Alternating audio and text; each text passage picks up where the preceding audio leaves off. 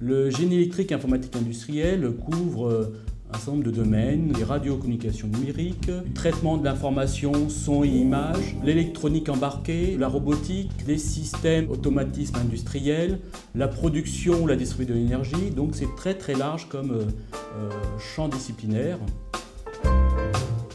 S'agissant de formation professionnalisante, nous mettons en place à l'IUT de Cachan des pédagogies par projet, des travaux collaboratifs qui permettent de mettre les étudiants ou les apprentis. Nous avons également la voie par apprentissage, également des auditeurs de formation continue dans des situations de projet, de travail en équipe où on les fait travailler sur l'autonomie dans les projets. J'ai obtenu un bac scientifique. Ensuite, je suis allée à la fac en physique-chimie à Orsay, donc l'université Paris-Sud. Et comme je trouvais ça trop théorique, j'ai recherché une autre formation.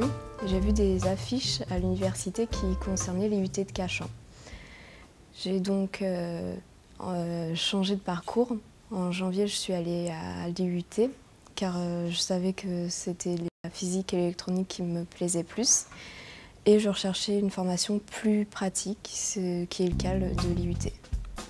Bonjour, je m'appelle Quentin, j'ai choisi l'IUT de Cachan. Après une formation scientifique en général, j'ai intégré l'IUT de Cachan parce que je recherchais une voie dans l'électronique et dans l'informatique. Et l'IUT de Cachan me paraissait le choix idéal pour cela. Donc j'ai choisi d'intégrer le département ensuite Jeux-2I, génie électrique et informatique industrielle. Le but ici de cette partie-là, c'est de repérer la trajectoire du palais quand il passe dans la zone milieu. Donc on a une caméra industrielle ici, un contrôleur de vision. Donc là, on voit que le contrôleur de vision, il repère la trajectoire de la balle.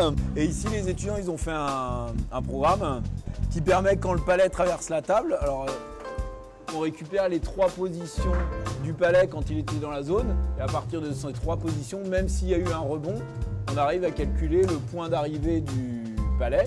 Et donc le système va se positionner pour réceptionner et relancer le palais. Toutes les briques, la détection d'images, le contrôle des axes, sont bonnes, et puis ce qui reste à faire aux étudiants là maintenant, c'est de faire l'intégration pour que tout fonctionne en même temps.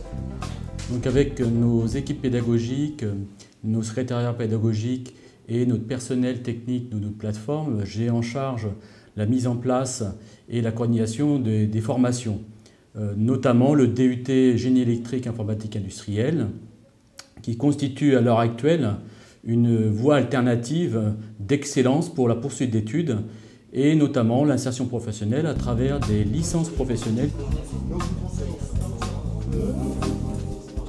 Oui, ça marche pas mal, je pense. Donc normalement, ça, c'est la somme de ça plus ça.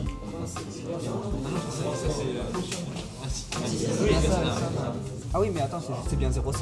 Tu mets 5, tu mettras après, voilà. Ouais, ça marche. Bah, regarde, ça ressemble à ce qu'on veut ou pas? Ça c'est gyromètre, accéléromètre et somme des deux. Okay. Ça ressemble. Et là, tac.